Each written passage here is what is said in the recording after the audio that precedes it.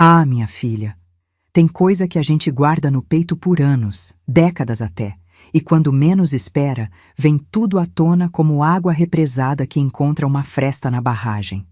Hoje, aos meus 77 anos, sentada aqui na minha cadeira de balanço, ouvindo o barulho familiar do ventilador girando no teto e o cheiro do café que acabei de coar, esse mesmo cheiro que me acompanha desde pequena, eu sinto que chegou a hora de contar uma história que nunca contei direito para ninguém.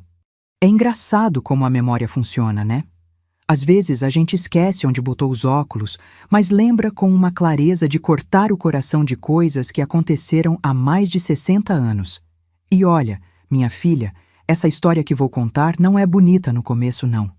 Tem partes que ainda hoje me fazem apertar os punhos e respirar fundo. Mas tem também uma beleza no final que... Ai, como explicar? É como se Deus tivesse pego todos os pedaços quebrados da minha vida e montado um mosaico lindo, desses que a gente só consegue enxergar quando se afasta um pouquinho. Meu nome é Evanete. Nasci em 1948, bem no interior, numa casinha de taipa que meu pai construiu com as próprias mãos. Era a caçula de 7 irmãos, a filhinha, como minha mãe dizia. Sempre com aquele jeito carinhoso de quem sabe que cada criança que chega é uma bênção, mesmo quando o dinheiro já mal dá para os que estão. Lembro do cheiro da casa da minha infância. Era lenha queimada misturado com o sabão de cinza que minha mãe fazia, e sempre aquele perfume doce da goiabada que ela preparava quando tinha açúcar sobrando. Nossa casa ficava no final de uma estradinha de terra batida, cercada por um quintal que minha mãe cuidava como se fosse um jardim do céu. Tinha pé de manga, de goiaba, umas touceiras de banana que davam fruta o ano todo, e um canteiro de temperos que perfumava o ar quando a brisa da tarde passava por ali. No fundo do terreno, meu pai havia cavado um poço que nunca secou, nem mesmo nos verões mais bravos, e era de lá que vinha a água mais gelada e gostosa que já provei na vida. Naquele tempo, minha filha, as coisas eram diferentes, muito diferentes. A gente não questionava, não perguntava por quê, não tinha essas conversas que vocês têm hoje sobre sentimentos e vontades. A vida era mais, como é que eu posso dizer, mais determinada pelos outros. Os pais decidiam, a gente obedecia, os homens mandavam, as mulheres seguiam. Era assim que funcionava, e quem tentasse ser diferente acabava mal falado na vizinhança. Lembro das manhãs na nossa casa. Acordava sempre antes do sol nascer, com o canto do galo do vizinho e o barulho das chinelas da minha mãe no chão de tijolo batido. Ela levantava primeiro que todo mundo para acender o fogo no fogão de lenha, coar o café e preparar a primeira refeição do dia. O cheiro do café misturado com a fumaça da lenha e o perfume do orvalho que entrava pela janela do quarto. Ai, minha filha, às vezes quando sinto um cheiro parecido, parece que volto no tempo e sou outra vez aquela menina de tranças correndo descalça pelo quintal. Eu tinha cabelo comprido até a cintura, preto que nem carvão, e minha mãe sempre dizia que eu era bonita de fazer inveja. Todas as manhãs, depois do café com broa de milho, ela me sentava na cadeira da cozinha para pentear meus cabelos e fazer 2 tranças bem apertadinhas, presas com fitinhas de tecido que ela mesma costurava. Menina bonita tem que andar sempre arrumadinha, ela dizia, passando um pouquinho de óleo de mamona no meu cabelo para deixar mais brilhoso. Não que isso importasse muito para mim naquela época. Eu era mais preocupada em ajudar a cuidar das galinhas, em buscar água no poço e em aprender a fazer aquela farofa gostosa que minha mãe preparava com os torresminhos que sobrava da banha. Meus irmãos mais velhos trabalhavam na roça com meu pai, plantando mandioca, milho e feijão, enquanto eu e minha mãe cuidávamos da casa e do quintal. Eu adorava os dias de lavar roupa no tanque que meu pai havia construído do lado do poço. Minha mãe esfregava as peças mais difíceis no sabão de cinza e eu ficava responsável pelas roupas mais delicadas, as camisas de domingo e os vestidos de festa. A água gelada do poço nas mãos, o cheiro limpo do sabão, o barulho da roupa molhada batendo na pedra do tanque. Eram momentos de conversa, de risada, de intimidade entre mãe e filha. Evanete, minha mãe dizia enquanto torcia um lençol. Mulher que sabe cuidar bem da casa nunca passa necessidade. Homem pode até ser ruim, mas se a casa está sempre limpa e a comida está sempre na mesa, ele não tem muito o que reclamar. Naquela época eu não entendia direito o que ela queria dizer com homem pode até ser ruim, mas guardei aquelas palavras no coração sem saber que um dia elas fariam todo sentido. Mas as coisas começaram a mudar quando eu completei 14 anos. De repente, parecia que todo mundo na volta tinha uma opinião sobre o meu futuro. As vizinhas cochichavam quando eu passava levando o almoço para meu pai e meus irmãos na roça. Olha só como a menina está ficando moça. Essa aí não vai ficar muito tempo na casa do pai, não. Já está na hora de arrumar um bom partido para ela. Dona Conceição, que morava na casa ao lado e era conhecida por ser a maior fofoqueira da redondeza, vivia dando palpites para minha mãe sobre meu futuro. Comadre, ela dizia, apoiada na cerca de bambu que separava nossos quintais, essa menina sua está uma mocinha linda. Tem que aproveitar enquanto está nova para arrumar um casamento bom. Depois que passa dos 16, já fica mais difícil. Foi numa dessas conversas que ouvi falar do Josué, pela primeira vez. Dona Conceição estava contando para minha mãe sobre um homem viúvo que havia se mudado para a região, dono de terras e gado, procurando uma esposa nova. Ele é mais velho, sim, mas que diferença faz? Homem maduro sabe cuidar melhor de uma família. E ouvi dizer que a casa dele é das melhores da região. Lembro que naquela tarde, depois de ouvir essa conversa, fui para o fundo do quintal. Me sentei debaixo da mangueira grande e fiquei pensando no que seria da minha vida. Será que eu ia mesmo ter que casar com um homem que eu nem conhecia? Será que não podia escolher? Olhei para as minhas mãos, ainda pequenas e macias, e tentei imaginar como seria usar uma aliança, cuidar de uma casa que não era da minha família, ter filhos antes mesmo de entender direito como eram feitos. Foi quando apareceu o Josué. Numa tarde de quinta-feira, depois da missa do meio de semana, ele apareceu na nossa casa. Eu estava no quintal recolhendo as roupas do varal quando ouvi minha mãe gritar do interior da casa: "Evanete, vem cá, menina!" Havia uma urgência na voz dela que me fez largar tudo e correr para dentro. Josué era um homem de 32 anos, viúvo há 3, dono de um pedaço de terra considerável e algumas cabeças de gado. Na época, isso significava estabilidade, significava segurança. Pelo menos era isso que meu pai repetia sempre que o assunto vinha à tona na mesa de jantar. "Evanete, minha filha, esse homem pode te dar uma vida boa. Você não vai passar necessidade como a gente passou." Lembro da primeira vez que vi Josué como se fosse ontem. Ele estava sentado na cadeira de palha da nossa sala pequena, com o chapéu na mão e aquela postura formal dos homens que sabem o que querem. Era alto, mais alto que meu pai. Tinha a pele queimada de sol e umas mãos enormes, calejadas de tanto trabalho na roça. Usava uma camisa branca, bem passada, e calças escuras que deviam ser da melhor qualidade que ele possuía. Não era feio, não posso dizer isso. Na verdade, tinha até uma aparência que muitas mulheres chamariam de bonita. Mas tinha alguma coisa no jeito dele, um tipo de dureza no olhar, uma maneira muito séria de observar tudo ao redor, que me fazia querer me esconder atrás da minha mãe. Quando entrei na sala, ele levantou da cadeira e fez uma mesura respeitosa. "Essa é a Evanete", meu pai disse, com aquele orgulho meio nervoso de quem está apresentando uma mercadoria valiosa. "Evanete, cumprimente o senhor Josué." Fiz uma reverência como minha mãe havia me ensinado, mas não consegui olhar direito nos olhos dele. Havia algo intimidador naquele homem, uma presença que ocupava todo o espaço da nossa sala pequena. Ele me observou de cima a baixo, como quem avalia um animal antes da compra.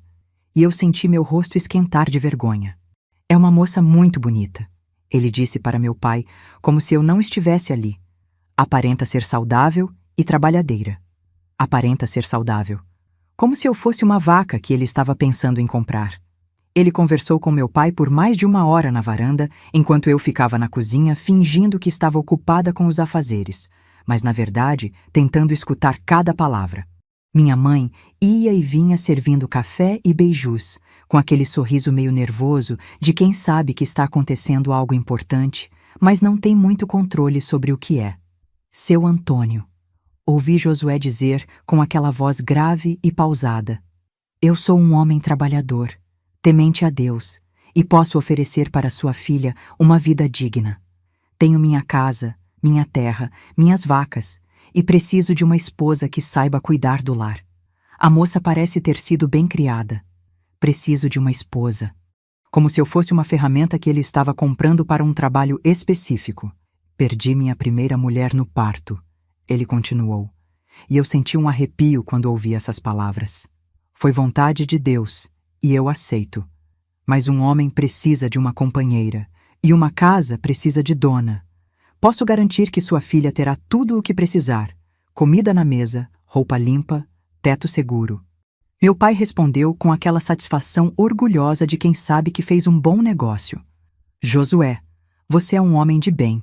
Conhecemos sua família, sabemos que é trabalhador e honesto. Evanete é uma menina trabalhadora, obediente, sabe cozinhar e cuidar da casa desde pequena. Foi criada nos temores de Deus e vai ser uma boa esposa. Eu senti o estômago gelar quando ouvi essas palavras. Uma boa esposa. Aos 14 anos, eu mal sabia direito o que isso significava, mas já sentia o peso da responsabilidade descendo nos meus ombros como um cobertor molhado num dia de chuva.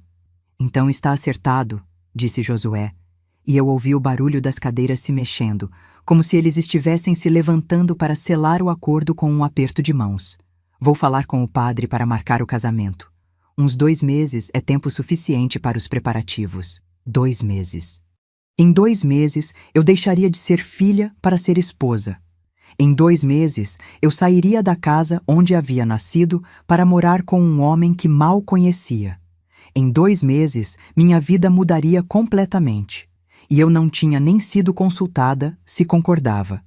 Naquela noite, minha mãe entrou no meu quarto, que na verdade era só um cantinho separado por uma cortina de chitão, e se sentou na beirada da minha cama.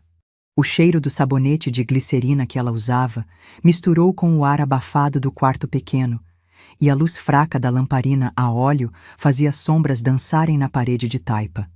Evanete, minha filha, ela disse, alisando meu cabelo com aquele carinho de sempre, mas com uma tristeza nova na voz, uma melancolia que eu nunca havia percebido antes. A vida da mulher é assim mesmo. A gente sai da casa do pai para a casa do marido. É assim que sempre foi. Desde o tempo da minha avó, da avó da minha avó. Seu Josué é um homem bom, trabalhador, temente a Deus. Você vai ser feliz com ele.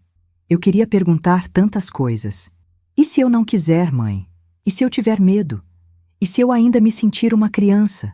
E se eu quiser estudar, conhecer outros lugares, ter outras experiências antes de casar? Mas as palavras não saíam. Era como se minha garganta estivesse fechada, como se uma mão invisível estivesse apertando meu pescoço. Em vez disso, eu só assenti com a cabeça e senti as primeiras lágrimas molharem o travesseiro de palha de milho. Essa noite eu quase não dormi. Ficava olhando para o teto de taipa, ouvindo os grilos cantando lá fora e o barulho suave da respiração dos meus irmãos no quarto ao lado. De vez em quando, chegava um ventinho pela fresta da janela, trazendo o perfume das flores de laranjeira do quintal, e eu pensava se na casa do Josué também teria flores, se também teria momentos de paz como aqueles. O noivado foi rápido.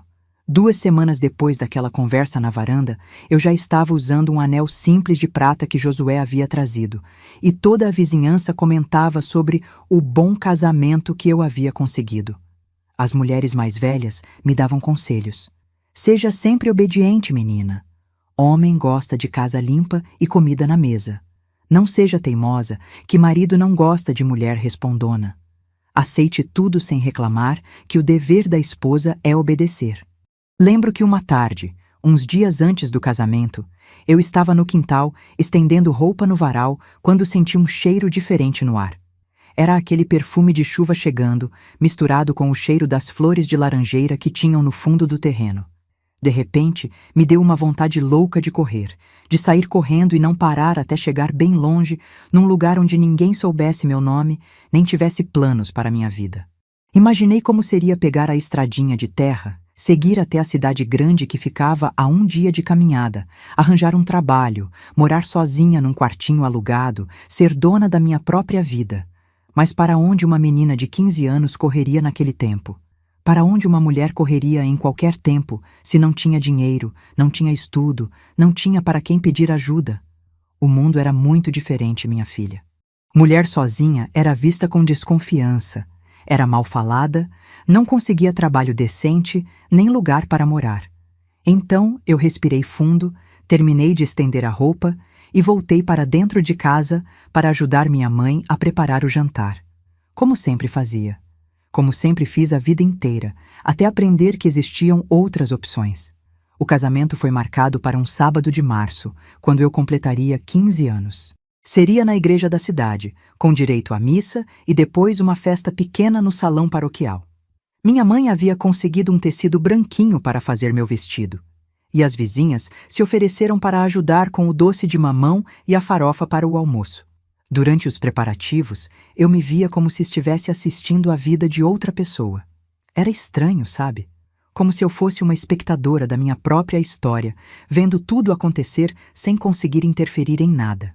As mulheres da vizinhança vinham em casa para discutir detalhes da festa, experimentar o vestido, dar palpites sobre o penteado, e eu ficava ali no meio de tudo, concordando com tudo, sorrindo quando esperavam que eu sorrisse, mas sentindo como se estivesse flutuando por cima da situação.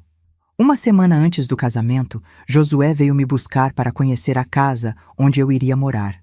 Era uma tarde de sol forte, daqueles sóis de março que queimam a pele e deixam tudo meio dourado, e a caminhada até lá foi toda em silêncio. Ele na frente, com passadas largas e decididas, e eu atrás, tentando acompanhar com meu vestido de domingo e os sapatos duros que machucavam os pés. A casa ficava numa elevação, cercada por um pasto onde algumas vacas pastavam calmamente. Era maior que a dos meus pais, construída de tijolo cozido, com um quintal grande e uma mangueira enorme que fazia sombra na varanda. Por dentro estava tudo muito limpo, muito arrumado, mas também muito vazio. Não de móveis, mas de vida, sabe? Como se ninguém tivesse rido ali há muito tempo. Como se as paredes guardassem uma tristeza antiga que ninguém conseguia afastar. Aqui você vai cuidar da casa, Josué disse, me mostrando a cozinha espaçosa. Era uma cozinha bem maior que a da minha mãe, com um fogão de ferro fundido, uma mesa grande de madeira maciça e prateleiras que iam do chão até quase o teto. As panelas estavam todas organizadas por tamanho, os panos de prato dobrados com perfeição militar, e não havia nem um grão de poeira em lugar nenhum. Ali é onde você vai dormir, apontou para o quarto do casal, com uma cama de ferro grande, pintada de branco, um crucifixo na parede acima da cabeceira e uma cômoda alta com espelho. As janelas do quarto davam para o pasto, e eu podia ver as vacas descansando debaixo de uma árvore frondosa. Era bonito, tinha que admitir, mas me dava uma sensação estranha, como se eu estivesse invadindo o espaço de outra pessoa. E isso aqui me levou até um quartinho menor, ao lado do quarto principal. Vai ser para os meninos quando eles chegarem. Os meninos. Ele já tinha tudo planejado, inclusive os filhos que a gente ia ter. E eu ali, parada no meio daquela casa estranha, sentindo que minha vida toda já estava decidida sem que eu tivesse dado um palpite sequer. Você entende o que é esperado de uma esposa, não é, Evanete? Josué perguntou, me olhando com aqueles olhos sérios. Casa limpa, comida na mesa, roupa lavada e passada. E filhos, claro. Deus abençoa o lar com filhos. Eu balancei a cabeça que sim, mas por dentro estava tremendo. Não tremendo de frio, mas daquele tipo de medo que a gente sente quando sabe que algo grande está para acontecer e não tem como voltar atrás. Quando saímos da casa, o sol já estava se pondo, tingindo o céu de cor de laranja. Durante a caminhada de volta, Josué falou sobre as expectativas dele, sobre a rotina que eu deveria seguir, sobre as responsabilidades de uma mulher casada. Eu escutava tudo em silêncio, guardando cada palavra como se fosse uma lição que eu precisaria decorar para uma prova muito importante. Minha primeira esposa, ele disse numa hora, parando no meio da estradinha. Era uma mulher muito boa, obediente, trabalhadora, nunca me deu trabalho. Morreu tentando me dar um filho homem. Ele ficou quieto por um momento, olhando para o horizonte. Espero que você seja abençoada e consiga cumprir esse dever. Essa noite, quando voltei para casa, chorei baixinho no meu cantinho até o sono chegar. Não era só medo do que estava por vir. Era também uma tristeza profunda de deixar tudo que eu conhecia. O cheiro da casa da minha mãe, as conversas no quintal, as brincadeiras com meus irmãos mais novos, a sensação de segurança de estar num lugar onde eu sabia exatamente quem eu era. E foi assim que começou a história que mudou tudo na minha vida. Mas olha, minha filha, se eu soubesse naquela época que essa primeira parte ia ser só o começo, que tinha tanta coisa ainda por acontecer, tanta dor, mas também tanta felicidade esperando por mim, talvez eu tivesse sido menos medrosa, talvez tivesse confiado mais que Deus tinha planos maiores para mim do que eu conseguia enxergar. Essas lembranças doem, mas também curam. Se você gosta de histórias assim, minha filha, se inscreve no canal, tá bom? A gente precisa guardar essas memórias, porque elas ensinam muito sobre o que a gente é capaz de superar. O dia do meu casamento amanheceu com um céu azul sem uma nuvenzinha, daqueles dias de março que parecem feitos especialmente para celebrações. Mas eu acordei com o estômago embrulhado, como se tivesse comido algo estragado na noite anterior. Minha mãe já estava de pé desde muito cedo, mexendo com o vestido, passando a ferro a última vez, organizando as flores que as vizinhas haviam trazido. "Acorda, minha filha", ela disse, puxando a cortina do meu cantinho. "Hoje é o seu grande dia. Meu grande dia." Engraçado como as palavras podem soar diferentes dependendo de como a gente está se sentindo por dentro, né? Para todo mundo ao redor, era realmente um grande dia. Para mim, parecia mais o último dia da minha infância, o último dia em que eu seria apenas a Evanete, filha do Antônio e da Maria, e não a Evanete, esposa do Josué. O banho foi no quintal, atrás de uns lençóis que minha mãe pendurou no varal para fazer privacidade. A água estava morninha, aquecida no fogão a lenha, e tinha cheiro de camomila e erva doce que minha mãe havia fervido junto. "Para acalmar os nervos", ela disse, despejando a água perfumada pelos meus cabelos. Suas mãos tremiam um pouquinho enquanto me ensaboava, e eu percebi que ela também estava nervosa, talvez até mais que eu. "Mãe", eu disse baixinho, enquanto ela enxaguava meu cabelo, "a senhora acha que eu vou ser feliz?" Ela parou por um momento, com a cuia cheia de água na mão, e eu vi uma sombra passar pelo rosto dela. "Filha", ela respondeu depois de um silêncio que pareceu durar uma eternidade. "Felicidade é uma coisa que a gente constrói todo dia. Não é algo que chega pronto. Você vai aprender a ser feliz. Vai ver." Depois do banho, ela me ajudou a vestir o vestido branco que havia costurado com tanto carinho. Era simples, mas lindo, com uma saia rodada que balançava quando eu caminhava e umas mangas bufantes que ela havia copiado de uma revista que a filha do comerciante trouxe da cidade grande. O tecido era um algodão fino, branquinho como nuvem, e tinha umas florzinhas pequenas bordadas no peito que minha mãe havia feito à mão durante as noites que antecederam o casamento. Quando olhei no espelho pequeno que tínhamos na sala, quase não me reconheci. Meu cabelo estava preso num coque baixo, com algumas mechas soltas emoldurando o rosto, e minha mãe havia colocado uma flor de laranjeira atrás da minha orelha. Eu parecia mais velha, mais mulher, mas ao mesmo tempo ainda me sentia aquela menina que brincava de boneca com sabugo de milho.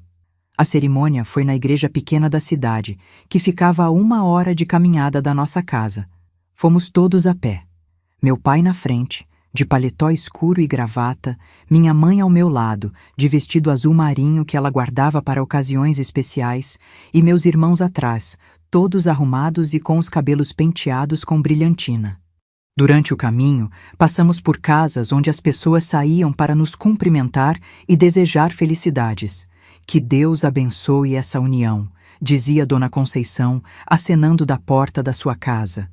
"Vai ser muito feliz, menina", gritava seu Mané, que estava consertando a cerca do pasto. Quando chegamos à igreja, Josué já estava lá, esperando no altar ao lado do padre. Ele usava um terno escuro, bem passado, e tinha os cabelos puxados para trás com pomada. Estava sério, muito sério, como se estivesse ali para resolver um negócio importante, não para se casar. Quando me viu entrando pela porta da igreja, fez um aceno discreto com a cabeça, mas não sorriu. A missa foi toda em latim, como era costume naquela época, e eu não entendia quase nada do que o padre falava. Ficava ali de pé, ao lado de Josué, tentando prestar atenção nas palavras, mas minha mente voava para outros lugares. Pensava no cheiro da casa da minha mãe, no barulho das galinhas no quintal, nas tardes de conversa debaixo da mangueira.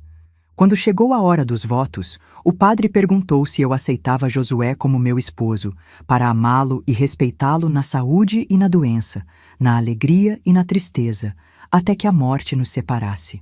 Eu olhei para Josué, que me observava com aqueles olhos sérios, e disse, aceito, com uma voz que mal consegui reconhecer como minha. Ele também disse, aceito, mas da maneira dele, firme e decidida, como quem está fechando um contrato de compra e venda. Quando o padre nos declarou marido e mulher, Josué me deu um beijo rápido no rosto, quase formal, e toda a igreja bateu palmas.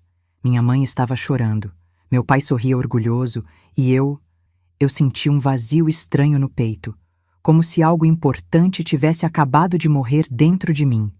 A festa foi no salão da igreja, com as mesas cobertas de toalhas de renda que as mulheres da comunidade haviam emprestado. Tinha farofa amarelinha, feita com ovos de galinha caipira, arroz de coco que perfumava o salão inteiro, frango ensopado que derretia na boca, e aqueles doces de mamão que minha mãe fazia como ninguém. O vinho era da parreira do seu João, doce e encorpado, e fazia a alegria dos homens que se reuniam num canto para conversar sobre a safra e o tempo. Durante a festa, as pessoas vinham me cumprimentar e dar conselhos. Agora você é uma mulher casada, Evanete, dizia Dona Rosa, a parteira da região. Tem que cuidar bem do seu marido, que ele vai cuidar bem de você. Logo, logo você vai estar grávida, sussurrava Dona Francisca no meu ouvido, e aí sua vida vai ter um sentido maior. Josué ficava ao meu lado durante toda a festa, apresentando-me aos parentes dele que eu ainda não conhecia, conversando com os vizinhos sobre negócios da fazenda, mas nunca me perguntou se eu estava bem, se estava gostando da festa, se precisava de alguma coisa. Era como se eu fosse um objeto bonito que ele tinha adquirido e estava mostrando para todo mundo. Quando o sol começou a se pôr, Josué se aproximou de mim e disse que estava na hora de irmos para casa. Casa. A palavra soou estranha nos meus ouvidos, porque aquela casa ainda não parecia minha, ainda não tinha o meu cheiro nem as minhas lembranças. A despedida da minha família foi a parte mais difícil. Minha mãe me abraçou forte, tão forte que por um momento pensei que ela não ia me soltar nunca. Seja feliz, minha filha, ela sussurrou no meu ouvido, e eu senti as lágrimas dela molhando o meu rosto. E lembre-se, você sempre pode vir aqui conversar com sua mãe. Meu pai me deu um abraço rápido, meio sem jeito, como era o costume dele, e disse, você vai ser uma boa esposa, Evanete. Fui criada direito. Meus irmãos me beijaram no rosto, prometendo que iam me visitar sempre, e eu abracei cada um como se fosse a última vez que os veria. A caminhada até a casa de Josué foi feita em silêncio. Ele carregava uma mala pequena com minhas poucas roupas e pertences, e eu levava apenas uma bolsinha de tecido com alguns objetos pessoais. A boneca de pano que minha mãe havia feito quando eu era pequena, uma foto desbotada da nossa família e um terço que havia ganhado da minha avó. Quando chegamos à casa, já estava escuro, e Josué acendeu um lampião a querosene para iluminar o caminho.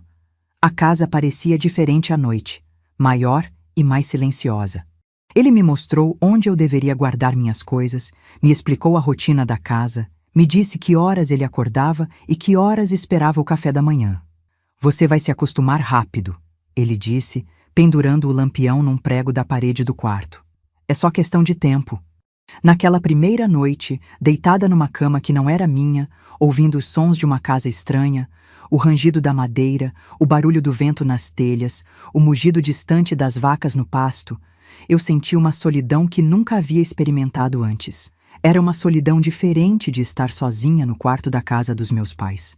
Era a solidão de estar ao lado de alguém que era um estranho para mim. Josué dormiu do outro lado da cama, virado para a parede, e eu fiquei ali acordada até muito tarde, olhando para o teto e tentando imaginar como seria minha vida dali para frente. Os primeiros meses de casamento foram uma época de adaptação. Eu levantava antes do sol para preparar o café de Josué, como ele havia me instruído. Ele gostava do café bem forte, quase preto, acompanhado de broa de milho quentinha e queijo fresco. Comia em silêncio, lendo uns papéis que guardava numa pasta de couro e depois saía para cuidar dos afazeres da fazenda. Eu passava os dias cuidando da casa, aprendendo onde cada coisa ficava, tentando fazer com que aquele espaço se tornasse familiar. Lavava roupa no tanque que ficava nos fundos da casa, varria o quintal com uma vassoura de palha, cuidava de uma pequena horta que Josué havia me permitido plantar atrás da cozinha. As tardes eram as mais difíceis. Quando todo o trabalho da casa estava pronto e Josué ainda não havia voltado do campo, eu ficava sentada na varanda, olhando o movimento das vacas no pasto e sentindo uma saudade imensa da agitação da casa dos meus pais.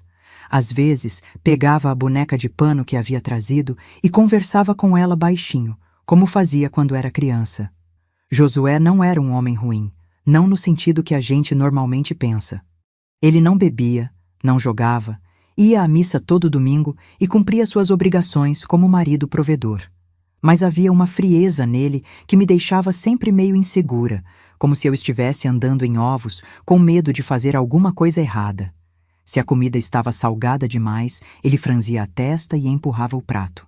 Se eu esquecia de passar alguma peça de roupa, ele apontava isso de uma maneira que me fazia sentir incompetente. Se eu cantarolava enquanto trabalhava, ele pedia silêncio porque estava tentando pensar. Mulher, ele dizia sempre que queria minha atenção, nunca Evanete ou algum apelido carinhoso. Mulher, a comida está na mesa. Mulher, esqueceu de fechar a porta do galinheiro.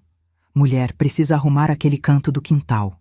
Foi depois de 6 meses de casamento que descobri que estava esperando o meu primeiro filho.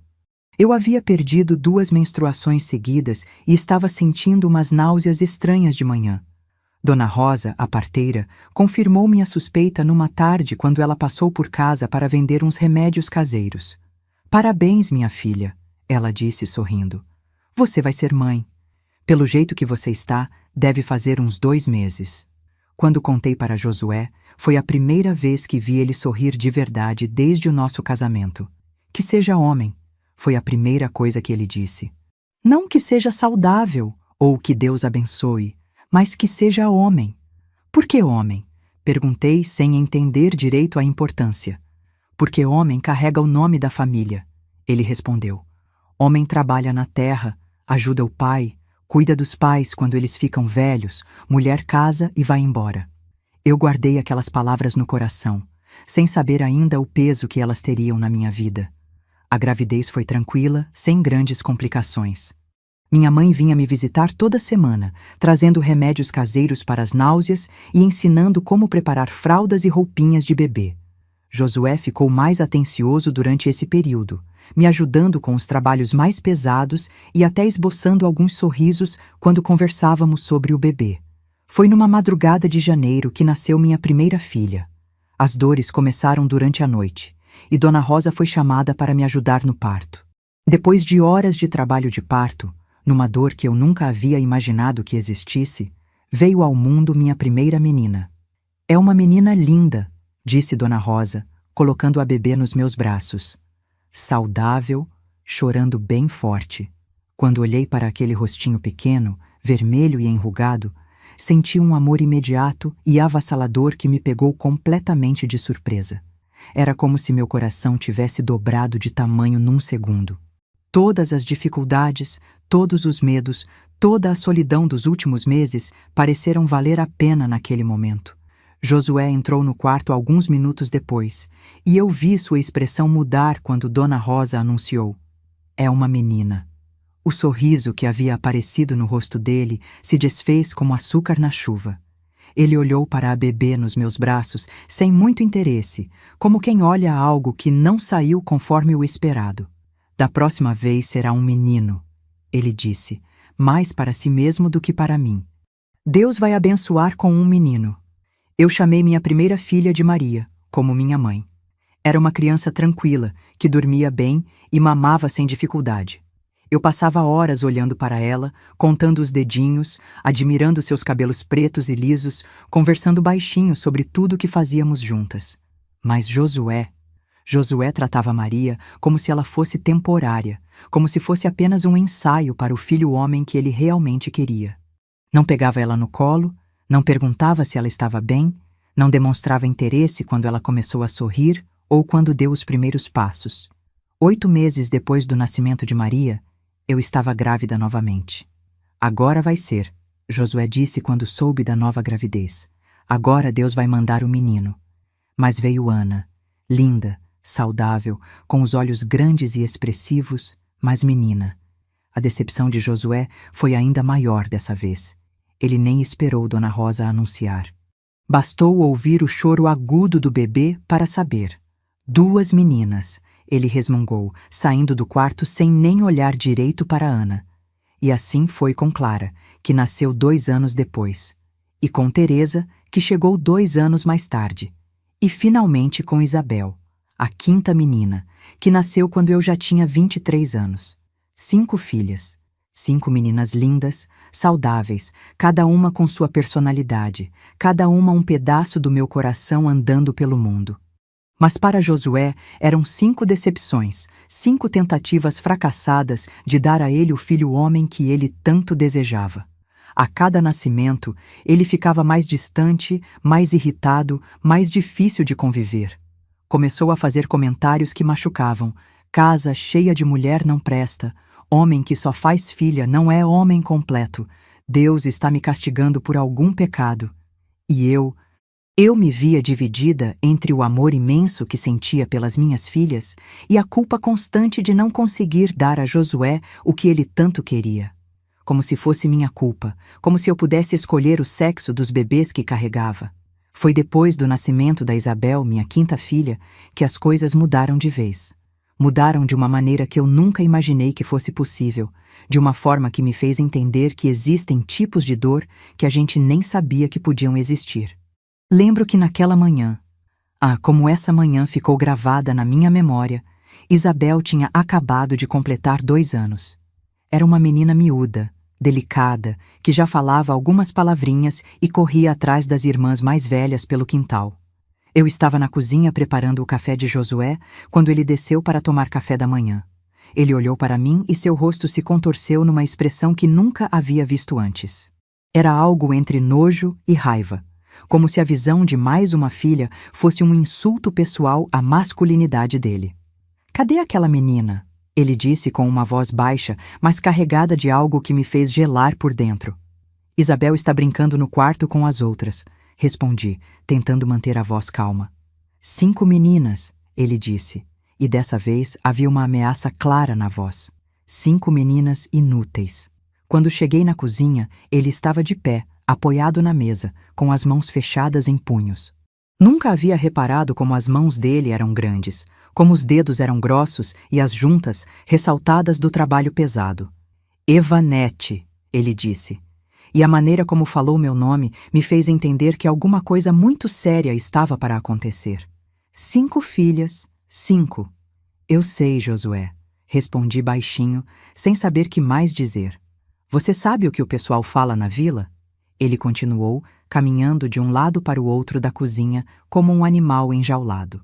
"Falam que Josué não é homem de verdade, que não consegue fazer filho homem. Falam que talvez o problema esteja em mim.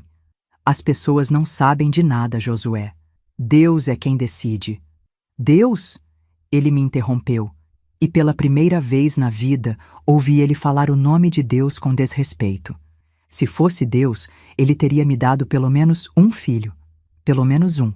Foi quando ele se virou para mim e eu vi nos olhos dele uma fúria que me fez dar um passo para trás instintivamente. Era como se fosse outra pessoa ali na minha cozinha, alguém que eu não conhecia, alguém que me olhava como se eu fosse culpada por todos os problemas da vida dele. "Você não presta para nada", ele disse, vindo na minha direção. "Não consegue nem fazer direito à única coisa para a qual uma mulher serve." As palavras doeram mais que qualquer tapa. Senti como se ele tivesse pego todos os meus medos, todas as minhas inseguranças dos últimos anos, e os tivesse jogado na minha cara de uma vez só.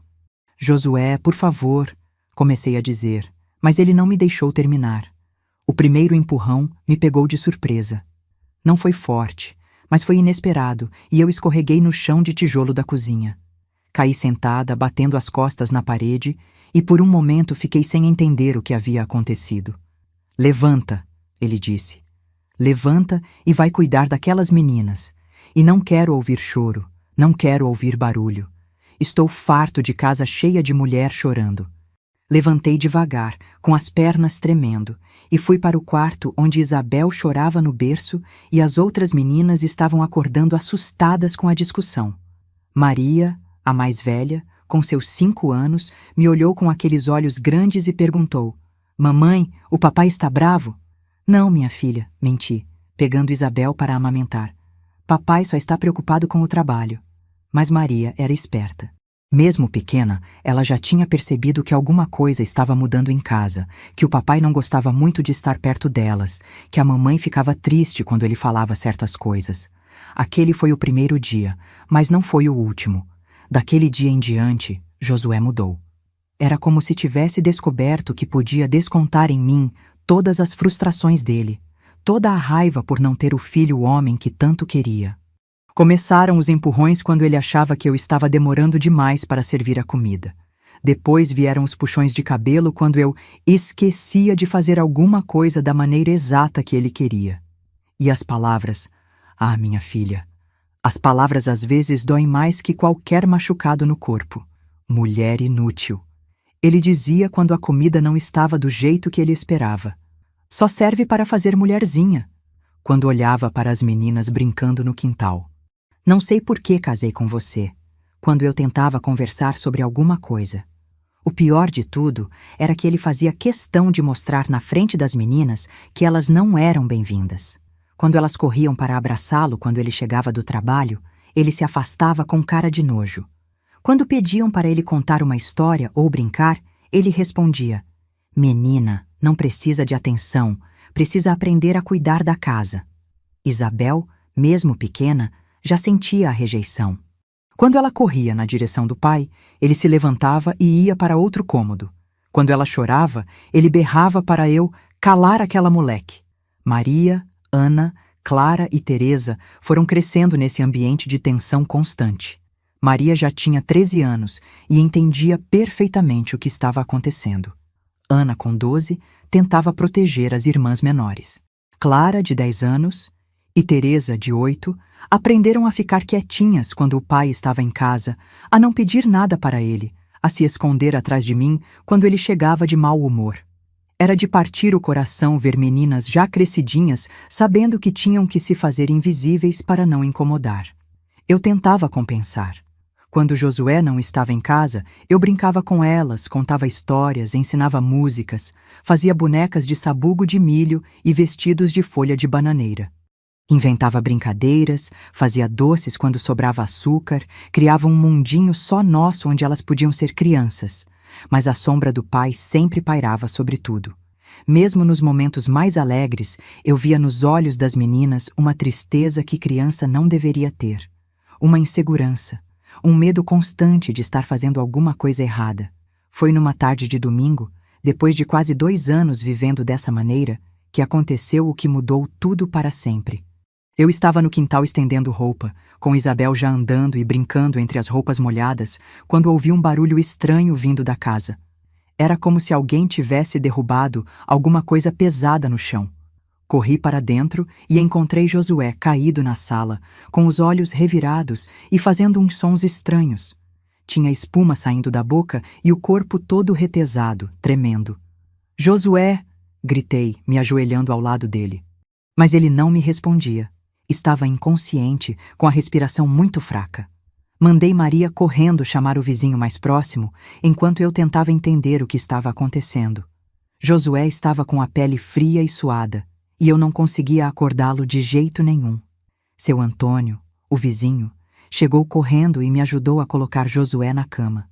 «Parece que foi um derrame», ele disse, balançando a cabeça com preocupação. Já vi isso acontecer com outros homens da idade dele. O coração não aguenta tanta pressão. Chamamos Dona Rosa, que além de parteira, entendia de remédios caseiros. Ela confirmou a suspeita do seu Antônio. Foi derrame mesmo, e pelo jeito que ele está, não vai durar muito. Durante 3 dias, Josué ficou entre a vida e a morte. 3 dias em que eu cuidei dele como uma esposa dedicada, dando remédio, limpando, tentando fazer ele tomar um pouquinho de caldo.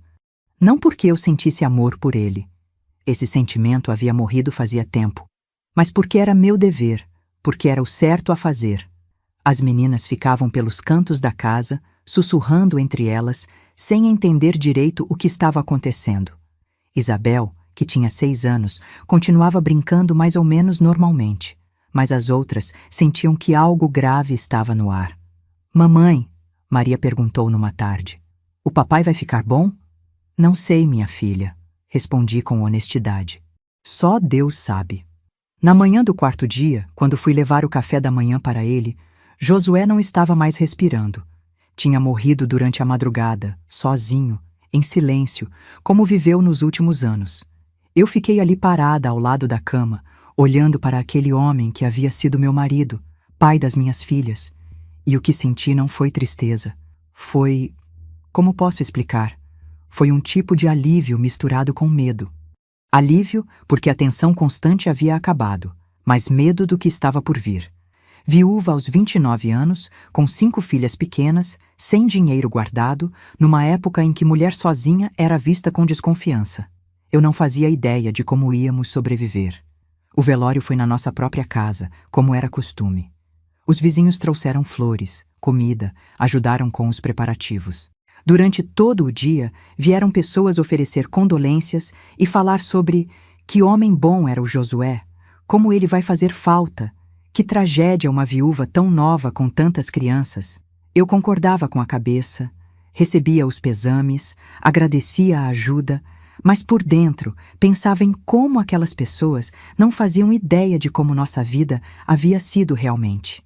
Para elas, Josué era um homem trabalhador, respeitado, temente a Deus.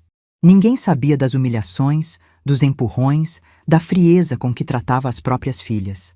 Maria, mesmo com seus 13 anos, percebeu que eu não estava chorando como as outras viúvas que ela havia visto. Numa hora em que estávamos sozinhas na cozinha, ela puxou minha saia e perguntou: Mamãe, por que a senhora não está mais triste que o papai morreu? Como explicar para uma menina de 13 anos que às vezes a gente se sente aliviada quando um sofrimento acaba? Como dizer que nem todos os pais são do jeito que deveriam ser? Eu estou triste sim, minha filha. Menti mais uma vez. Só que a mamãe está sendo forte pelas meninas. Depois do enterro, quando todas as visitas foram embora e a casa voltou ao silêncio, eu me sentei na varanda com Isabel no colo e olhei para aquele pasto onde as vacas pastavam calmamente. As outras meninas estavam dormindo, cansadas de tanto movimento e de tanta confusão. Pela primeira vez em anos, respirei fundo sem sentir aquele aperto no peito que sempre sentia quando ouvia os passos de Josué se aproximando. Pela primeira vez, olhei para o futuro não sabendo o que esperar, mas sem aquele medo constante que havia se tornado parte da minha vida. Mas a tranquilidade durou pouco. Logo começaram os comentários, os palpites, as opiniões não pedidas de todo mundo sobre o que eu deveria fazer. Evanete, dizia Dona Conceição, você não pode ficar sozinha com essas meninas. Mulher precisa de homem para proteger. O ideal era você se casar de novo, sugeria Dona Francisca. Mas vai ser difícil, viu? Homem não gosta de criar filho dos outros, ainda mais sendo tudo menina. Você podia dar algumas das meninas para famílias que querem, murmurava Dona Rosa. 5 bocas é muita responsabilidade para uma mulher só. Dar minhas filhas? A ideia me fez sentir uma raiva que eu não sabia que tinha dentro de mim. Ninguém ia separar nossa família. Ninguém ia tirar minhas meninas de perto de mim. Eu tinha perdido muita coisa na vida, mas não perderia elas. Não, respondi firme para todas essas sugestões. Minhas filhas ficam comigo. A gente dá um jeito. Mas como dar jeito? Josué não havia deixado testamento, e pela lei da época, a terra passaria para os parentes homens mais próximos dele. Eu teria direito a ficar na casa por um tempo, mas não era dona de nada. As vacas, a plantação, tudo isso seria avaliado e dividido entre os primos e cunhados de Josué. Durante as semanas que se seguiram, esses parentes começaram a aparecer. Chegavam de cara fechada, medindo tudo com os olhos, calculando quanto valia cada pedaço de terra, cada animal, cada ferramenta. Evanete, disse Severino, primo de Josué, numa tarde que nunca vou esquecer. Você sabe que não pode ficar aqui para sempre, né? Essa terra agora é nossa. Josué não deixou nada para vocês. E para onde vocês acham que eu vou com 5 crianças? Perguntei, tentando não deixar o desespero aparecer na voz. Bem, ele disse, coçando a barba. Você pode voltar para a casa dos seus pais, ou então arranjar outro marido. Mas essas meninas, 5 meninas dão muito trabalho. Talvez fosse melhor. Talvez fosse melhor o quê? Interrompi. Dar algumas para adoção. Tem gente boa procurando meninas para ajudar em casa. Elas teriam comida garantida, teto, trabalho. Trabalho. Ele estava falando de dar minhas filhas como empregadas domésticas para outras famílias. Jamais, respondi. E pela primeira vez na vida senti coragem de enfrentar um homem de igual para igual. Minhas filhas não vão para lugar nenhum. E eu também não vou sair daqui até ter para onde ir com dignidade. Severino riu, daquele jeito debochado dos homens que acham que mulher não sabe tomar decisão.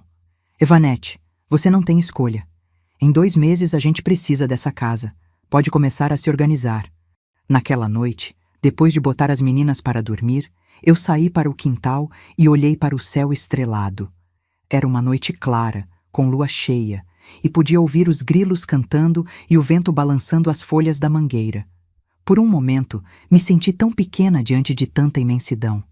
Tão sozinha, tão perdida, tão sem saída. Mas então pensei nas minhas 5 meninas dormindo ali dentro, confiando em mim para protegê-las, para cuidar delas, para encontrar um caminho. E foi naquele momento, debaixo daquele céu cheio de estrelas, que fiz uma promessa para mim mesma. Não importava o que acontecesse, não importava o quanto fosse difícil, eu ia encontrar uma maneira de manter minha família unida. Tinha perdido a segurança, tinha perdido a casa, mas não perderia a coisa mais preciosa que tinha na vida. Não sabia ainda como, mas sabia que ia conseguir. Tinha que conseguir. Os 2 meses que Severino havia me dado passaram como um vendaval. 60 dias para reorganizar uma vida inteira, para encontrar um lugar seguro para mim e minhas 5 meninas, para descobrir como uma mulher sozinha conseguia sustentar uma família numa época em que mulher viúva mal conseguia trabalho. Durante essas semanas, tentei de tudo. Fui na casa de cada vizinho, de cada conhecido, procurando algum trabalho que pudesse fazer em casa. Ofereci para lavar roupa, costurar, cozinhar para festas, cuidar de doentes. Mas sempre vinha a mesma resposta. Ai, Evanete, você tem 5 meninas para cuidar. Como vai dar conta de trabalhar direito? Era como se as minhas filhas fossem um peso, um estorvo que me impedia de ser útil para alguma coisa. Isso me doía mais que qualquer humilhação que Josué havia me feito passar. Tentei também conversar com meus pais, para ver se eles poderiam nos acolher por um tempo. Mas quando cheguei na casa da minha infância, levando Isabel no colo e as outras 4 de mãos dadas atrás de mim, vi no rosto da minha mãe uma tristeza que me partiu o coração. Filha, ela disse, me abraçando com aquele cheiro familiar de sabão de cinza e camomila, você sabe que a gente faria qualquer coisa por vocês. Mas aqui a situação está difícil também. Seu pai está doente das costas, não consegue trabalhar direito e seus irmãos... Ela não precisou terminar. Eu sabia que meus irmãos mais velhos haviam se casado e tinham suas próprias famílias para sustentar. O mais novo ainda vivia com meus pais, mas estava desempregado, tentando juntar dinheiro para casar.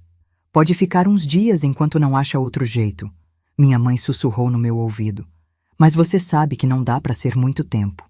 Mesmo assim, ficamos 1 semana na casa dos meus pais. 1 semana em que eu dormia com as 5 meninas num colchão no chão do meu antigo quartinho, em que ajudava minha mãe com os afazeres da casa para não dar mais trabalho, em que via nos olhos de todo mundo uma preocupação que ninguém conseguia esconder. Isabel, que tinha acabado de fazer 2 anos, ficava confusa com tanta mudança. Cadê nossa casa, mamãe? Ela perguntava, puxando minha saia. Quando a gente vai voltar para casa? Como explicar para uma criança tão pequena que não tínhamos mais casa, que aquele lugar onde ela havia nascido, onde tinha dado os primeiros passos, não era mais nosso? Maria, sempre esperta, percebia tudo. Uma noite, quando eu achava que ela estava dormindo, ouvi ela sussurrando para Ana: "A gente não tem mais casa, não é? Por isso todo mundo fica olhando para a gente com cara de pena." Meu coração apertou ouvindo aquilo. Como uma menina de 5 anos já entendia tão bem a situação em que estávamos? Foi nessa época que começaram os comentários mais duros da vizinhança. Comentários que chegavam até mim através dos sussurros, dos olhares de lado, das conversas que paravam quando eu passava. "Evanete vai acabar na miséria com essas meninas." Ouvi Dona Conceição falando para minha mãe numa tarde. Mulher sozinha, sem homem para proteger, com 5 bocas para alimentar. Vai ver que ainda acaba cedendo e dando algumas das meninas. "Ou então arranja logo outro marido", completou Dona Francisca. "Mas vai ser difícil. Que homem quer se responsabilizar por 5 filhas que não são dele?" Essas palavras me seguiam como um eco. Durante o dia, enquanto ajudava minha mãe a cuidar da casa, enquanto brincava com as meninas para distraí-las da confusão que nossa vida havia virado, enquanto tentava parecer forte e decidida, eu ouvia essas vozes na minha cabeça. "Vai acabar na miséria, vai ter que dar às meninas, que homem vai querer?" Mas foi numa quinta-feira, quando eu estava voltando da feira com Isabel no colo e as outras meninas ao meu lado, que aconteceu algo que quase me fez desistir de tudo. Estávamos passando na frente da igreja quando aproximou-se Padre Miguel, o mesmo que havia celebrado meu casamento. Era um homem já idoso, de cabelos brancos, sempre muito sério, mas respeitado por todos na região. "Evanete", ele me chamou, gesticulando para que eu me aproximasse. "Preciso conversar com você." Deixei as meninas sentadas no banco da praça em frente à igreja e me aproximei do padre, pensando que talvez ele tivesse alguma sugestão, alguma ajuda para nossa situação. "Filha", ele começou com aquela voz pausada que usava para dar conselhos, "estive pensando na sua situação. Uma mulher sozinha, 5 crianças para criar. Isso não é vida digna para vocês. Padre, eu estou tentando encontrar trabalho, um lugar para morar com elas." "Evanete", ele me interrompeu. "Eu conversei com algumas famílias da região. Famílias de bem, temerosas a Deus, que poderiam acolher suas meninas, dar educação, comida, teto." Senti meu estômago gelar quando entendi aonde ele queria chegar. "Padre, minhas filhas não vão para lugar nenhum", respondi, tentando manter a voz firme. "Filha, seja sensata. Você não tem condições de criar 5 meninas sozinha. E elas merecem uma vida melhor do que a incerteza que você pode oferecer." "Uma vida melhor?" repeti, sentindo uma raiva crescer dentro de mim. "Padre, essas meninas têm mãe, têm uma família, não são órfãs para serem distribuídas por aí." "Evanete", o padre disse, com aquele tom paternalista que os homens usavam quando queriam mostrar que sabiam mais que a gente. "O orgulho é um pecado. Às vezes, o amor verdadeiro é saber abrir mão." Olhei para as minhas meninas sentadinhas no banco, Maria segurando Isabel no colo, Ana e Clara brincando com os gravetos, Teresa observando o movimento da praça com aqueles olhos curiosos. Eram minha vida inteira. Eram a única coisa que me dava forças para levantar da cama toda manhã. "Com todo respeito, padre", respondi, e dessa vez não consegui esconder a firmeza na voz. "Quem vai decidir o que é melhor para minhas filhas sou eu. Sou a mãe delas." O padre balançou a cabeça, desaprovando minha resposta. "Que Deus ilumine seu caminho, Evanete. Mas lembre-se, o orgulho vem antes da queda." Saí dali com as pernas tremendo, mas com uma certeza maior ainda de que não abriria mão das minhas meninas. Não importava o que todo mundo dizia. Não importava se o próprio padre achava que eu estava errada. Aquelas 5 crianças eram minha responsabilidade, meu amor, minha razão de viver. Mas as pressões não pararam. A cada dia que passava, mais gente vinha com sugestões sobre o que eu deveria fazer. Severino apareceu de novo, dessa vez acompanhado de outros primos de Josué. Chegaram numa tarde de sol forte, todos montados a cavalo, com cara de quem vinha resolver um problema de uma vez por todas. "Evanete", Severino disse, nem desmontando do cavalo, O prazo já venceu. Você tem 3 dias para sair da casa. E para onde vocês acham que eu vou com 5 crianças? Perguntei, colocando-me na frente da porta como se pudesse impedi-los de entrar. Isso é problema seu, respondeu Joaquim, outro primo. A gente não tem culpa de Josué ter morrido sem deixar testamento. Mas tem uma proposta, disse Severino, com um sorriso que não chegava aos olhos. A gente pode ficar com as 2 mais velhas, Maria e Ana, para ajudar nas casas das nossas mulheres. Em troca, você pode levar as 3 pequenas e ficar mais um mês na casa. Senti o sangue subir para a cabeça quando ouvi aquilo. Queriam que eu entregasse Maria e Ana, minhas 2 filhas de 13 e 12 anos, para trabalhar como criadas nas casas deles. Jamais, respondi, e minha voz saiu mais alta do que eu pretendia. Minhas filhas não são escravas para serem negociadas. Evanete, Severino disse, descendo finalmente do cavalo e vindo na minha direção. Você não está entendendo a situação. Você não tem escolha. Ou aceita nossa oferta, ou sai daqui amanhã mesmo com as 5 e se vira como puder. Foi nesse momento que ouvi a voz de Maria atrás de mim. Mamãe, esses homens vão levar a gente embora? Virei-me e vi minhas 5 meninas agarradas umas nas outras, com olhos arregalados de medo. Isabel chorava baixinho. Teresa segurava forte na saia de Ana e Maria tentava proteger as irmãs menores como uma pequena mãe, mesmo ela própria sendo ainda uma criança.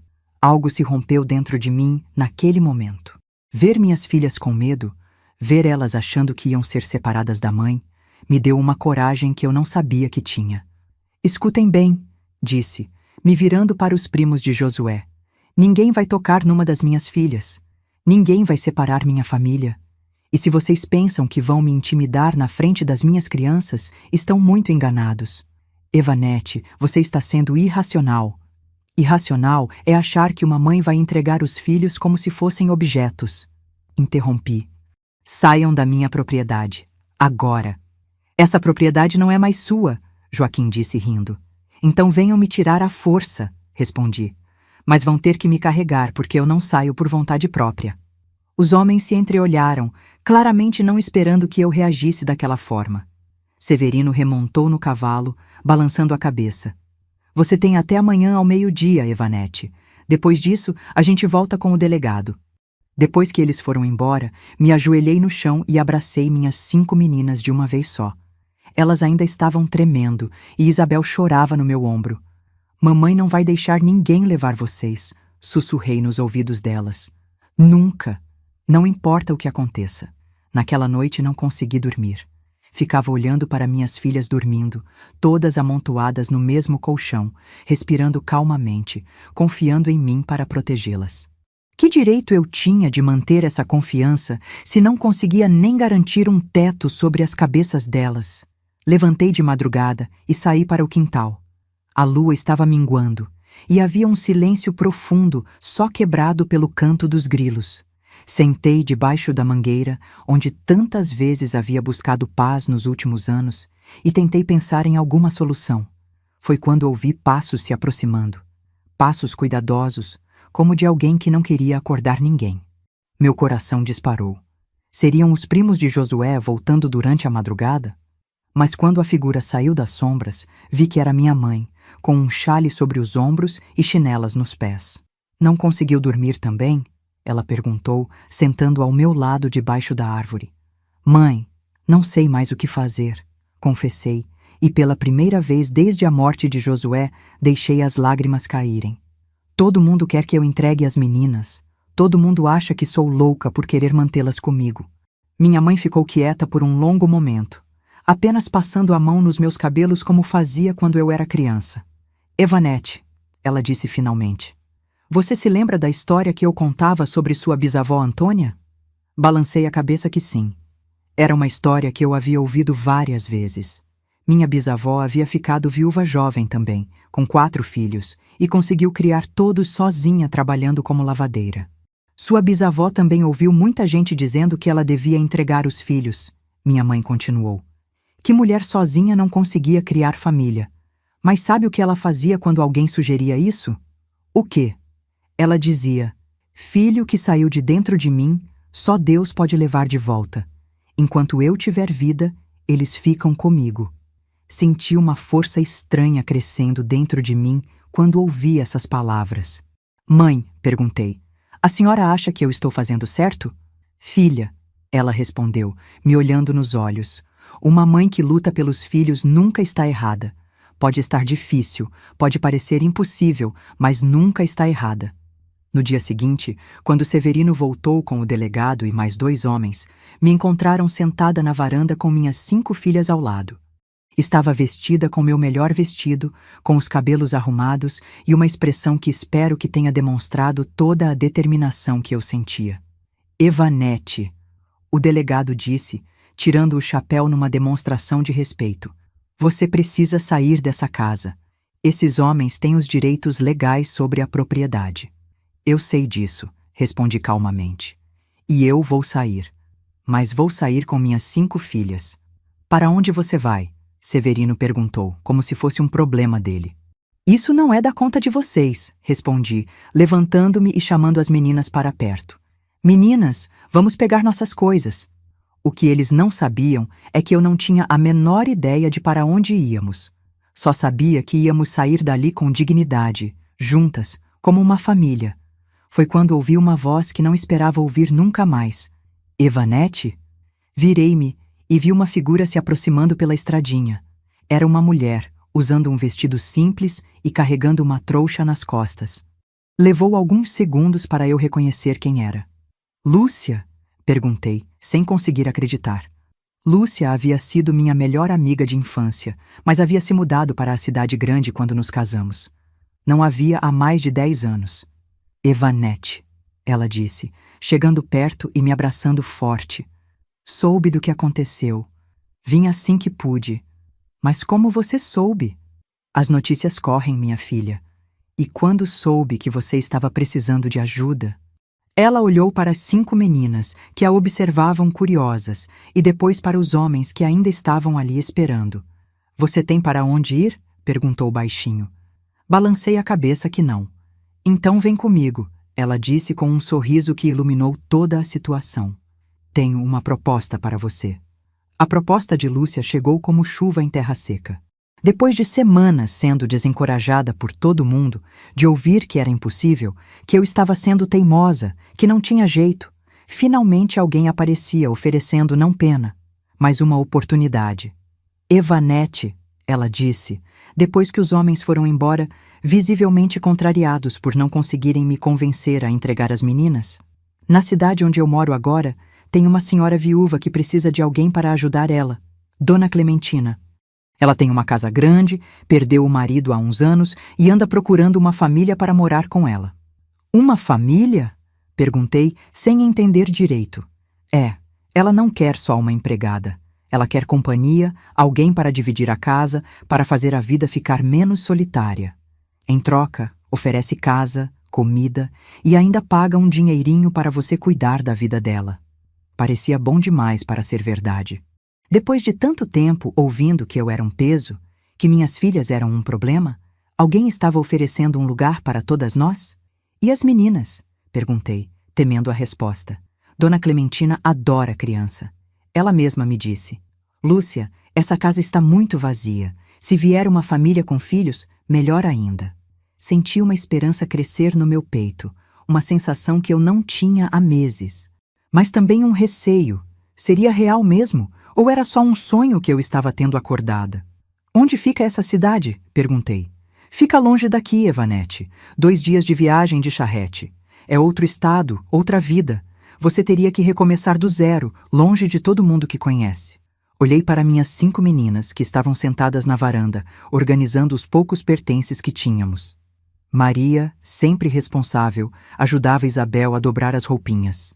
Ana e Clara brincavam de casinha com as bonecas de sabugo. Teresa observava tudo com aquela seriedade de criança que cresceu depressa demais. Recomeçar do zero, longe de todo mundo que conhecia. Alguns meses atrás, essa ideia me apavoraria. Mas agora parecia uma libertação. Quando podemos ir? Perguntei. Lúcia sorriu.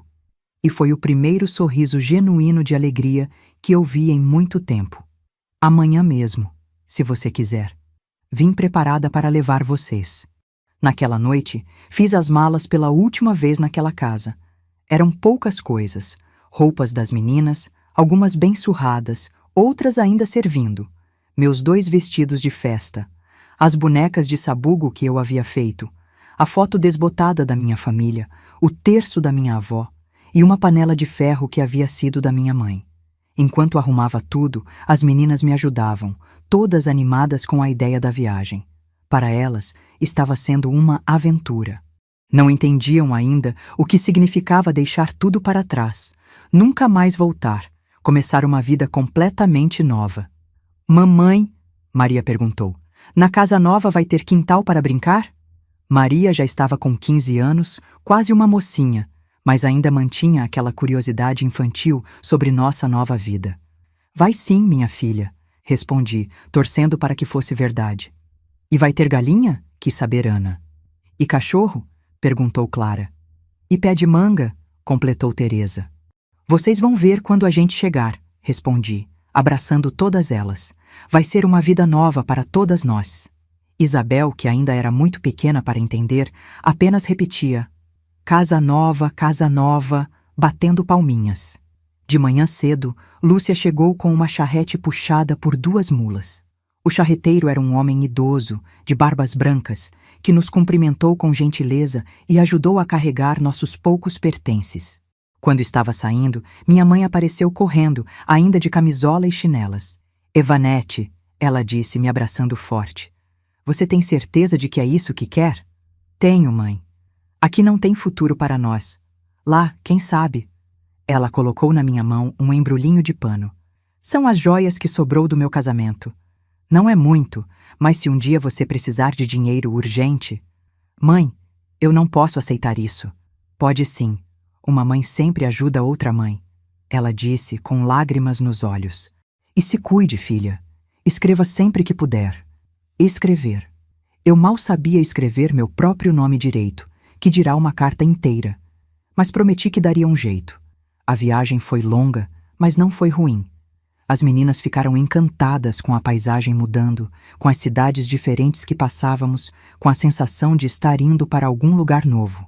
Maria, apesar dos seus 15 anos, ainda se divertia olhando pela janela da charrete. Ana, com 14, ajudava a cuidar de Isabel, que tinha 8 anos. Clara, de 12, e Teresa, de 10, conversavam baixinho sobre como seria a nova vida. Lúcia contava histórias para distraí-las. E eu sentia uma mistura de medo e alívio que era difícil de explicar. A cada légua que nos afastávamos da nossa antiga vida, eu sentia como se estivesse deixando para trás não só um lugar, mas uma versão de mim mesma. A Evanete, que obedecia sem questionar, que aceitava a humilhação em silêncio, que achava que não tinha direito de escolher o próprio destino. No segundo dia de viagem, passamos por uma cidade maior, com ruas de pedra e casas de 2 andares. As meninas ficaram boquiabertas vendo tanta gente, tantas lojas, tanto movimento. Mamãe, Maria sussurrou, parece que estamos entrando num mundo diferente. E era exatamente isso que eu sentia também. Quando finalmente chegamos ao destino, já era final de tarde. A cidade era de tamanho médio, não muito grande, mas bem maior que a vila onde eu havia crescido. Tinha uma praça central com uma igreja bonita, ruas largas, casas bem cuidadas e um movimento de pessoas que parecia próspero. A casa de Dona Clementina ficava numa rua tranquila, a poucas quadras da praça central. Era uma casa térrea, mais grande, pintada de branco com janelas azuis, cercada por um jardim cheio de flores que perfumavam o ar da tarde. Dona Clementina nos esperava na varanda. Era uma senhora de uns 60 anos, cabelos grisalhos presos num coque, vestindo um vestido discreto, mas de boa qualidade. Tinha um rosto bondoso, desses que inspiram confiança desde o primeiro olhar. Então vocês são a família que a Lúcia me falou, ela disse, descendo os degraus da varanda para nos cumprimentar. Que moças bonitas! E essa pequena? Disse, se referindo a Isabel. Uma por uma, apresentei minhas filhas. Dona Clementina conversou com cada uma, perguntou a idade, elogiou como eram educadas e bem comportadas. E você deve ser a Evanete, ela disse, se dirigindo a mim. Lúcia me contou sua história. Você é uma mulher corajosa. Corajosa. Fazia muito tempo que alguém não usava essa palavra para me descrever. Venham, vou mostrar a casa para vocês. A casa era realmente grande. Tinha uma sala espaçosa, uma copa, cozinha com fogão de ferro, 3 quartos, um banheiro com água encanada, luxo que eu nunca havia experimentado, e um quintal extenso com árvores frutíferas, uma horta e até um galinheiro. Vocês vão ficar no quarto dos fundos, Dona Clementina explicou, nos levando até um cômodo amplo com uma janela grande que dava para o quintal. Eu mandei fazer 2 camas de solteiro e uma berço para a pequena. Espero que seja confortável. Confortável? Era o quarto mais bonito que eu já havia visto na vida. Tinha piso de tábua encerada, paredes lisas e pintadas, cortinas nas janelas e até uma cômoda para guardar roupas. Dona Clementina, eu disse com a voz embargada, a senhora tem certeza de que quer que a gente more aqui? São 5 crianças. Elas fazem barulho, dão trabalho. Evanete, ela me interrompeu com um sorriso gentil. Esta casa estava fazendo eco de tão vazia. Barulho de criança é música para quem vive sozinha há anos. Naquela noite, depois de um jantar farto, tinha até sobremesa, quando coloquei minhas 5 meninas para dormir nas camas limpas e cheirosas, com lençóis brancos e travesseiros macios, senti uma gratidão tão grande que parecia que meu peito ia explodir. Mamãe, Maria sussurrou no escuro. Aqui é bom, né? É sim, minha filha, muito bom. A gente vai poder ficar para sempre? Vamos fazer o possível para isso, respondi, alisando seus cabelos. Os primeiros meses na casa de Dona Clementina foram de pura adaptação e descoberta. Ela realmente precisava de ajuda, tinha artrite nas mãos que dificultava as tarefas domésticas, enxergava mal para cozinhar e sentia-se solitária desde que o marido havia morrido. Eu cuidava da casa com prazer. Limpava, cozinhava, lavava roupa, fazia compras na feira. Mas não era como trabalhar para Josué, onde tudo tinha que ser perfeito, senão vinha bronca. Dona Clementina elogiava meu trabalho, dava sugestões com carinho, dividia comigo as decisões da casa. Evanete, ela dizia, você tem mão boa para tempero, essa comida está uma delícia. Ou então, que organizadas essas gavetas ficaram, você tem jeito para essas coisas. E as meninas? As meninas floresceram naquela casa como flores que finalmente encontraram boa terra. Dona Clementina tinha paciência infinita com elas. Contava histórias, ensinava músicas, brincava com Isabel, que ainda era criança, ajudava Maria a aperfeiçoar a leitura, orientava Ana nos afazeres domésticos. Dona Clementina, eu disse um dia, a senhora não precisa se preocupar tanto com elas. Sei que meninas adolescentes podem incomodar. Incomodam nada, ela respondeu. Essas meninas trouxeram vida para esta casa. Maria é tão responsável, Ana tão carinhosa, Clara tão habilidosa, Teresa tão curiosa e Isabel é pura alegria. Mas ela pagava sim. Todo mês me dava uma quantia em dinheiro que era mais do que eu havia imaginado ganhar em toda a minha vida. Para você ter sua independência, ela explicava. Mulher precisa ter seu próprio dinheiro. Com esse dinheiro, comecei a fazer planos. Comprei roupas novas para as meninas, material escolar para Maria começar a estudar, sapatos adequados para cada estação. Pela primeira vez desde que me casei, eu escolhia como gastar dinheiro. Foi Dona Clementina também quem me ensinou a ler e escrever direito. Nas noites, depois que as meninas dormiam, ela me dava aulas na mesa da cozinha, à luz do lampião. Mulher que sabe ler é mulher livre, ela dizia. Pode ler contratos, cartas, jornais. Pode entender o mundo ao redor. E eu aprendi. Devagar, com dificuldade no começo, mas aprendi. A primeira carta que escrevi foi para minha mãe, contando como estávamos bem, como as meninas estavam crescendo saudáveis, como eu havia encontrado não só um lugar para morar, mas uma nova vida. Os meses foram passando, e eu sentia que estava me tornando uma pessoa diferente, mais confiante, mais decidida, mais dona de mim mesma. As meninas também mudaram. Ficaram mais alegres, mais espontâneas, sem aquele medo constante de incomodar que tinham na época do pai. Maria, já com 16 anos, ajudava a Dona Clementina com os cálculos da casa e mostrava interesse pelos livros. Ana, de 15, tinha talento natural para cuidar das plantas do quintal. Clara, de 13, tinha jeito para a costura e ajudava a Dona Clementina a remendar roupas. Teresa, de 11, era curiosa e fazia 1000 perguntas sobre tudo. E Isabel, com 9 anos, crescia rodeada de carinho, sem nunca ter conhecido rejeição. Foi numa tarde de domingo, quase um ano depois da nossa chegada, que Dona Clementina me chamou para uma conversa séria. Evanete, ela disse, preciso falar uma coisa importante com você. Meu coração disparou. Será que ela estava cansada de nós? Será que íamos ter que ir embora? Estou ficando velha, ela continuou. E não tenho filhos nem parentes próximos. Você e as meninas se tornaram minha família. Quero deixar esta casa para vocês quando eu morrer.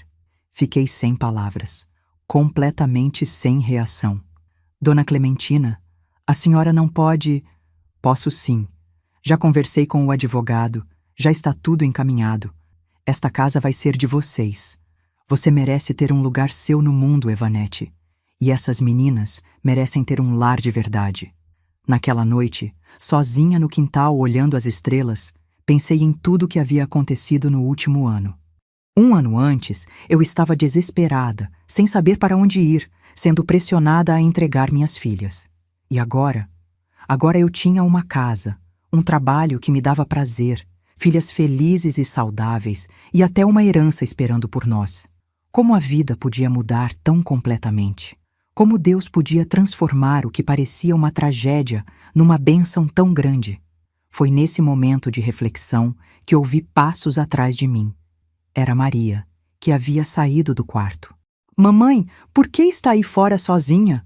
Estava pensando na nossa vida, filha, em como mudou tudo. Para melhor, né, mamãe? Muito para melhor. Ela se sentou ao meu lado no banco de madeira que Dona Clementina havia mandado fazer especialmente para as noites de conversa no quintal. Mamãe, ela disse depois de um tempo, eu ainda lembro do papai. Com 16 anos na época, Maria tinha memórias claras daqueles anos difíceis. É normal, minha filha. Você já era grandinha quando ele morreu. Eu lembro que ele não gostava da gente, né? Lembro que a senhora ficava triste. Como uma jovem tão nova podia ter percebido tanto? Às vezes as pessoas não sabem demonstrar amor do jeito certo, respondi, tentando ser justa, mesmo lembrando de todas as humilhações.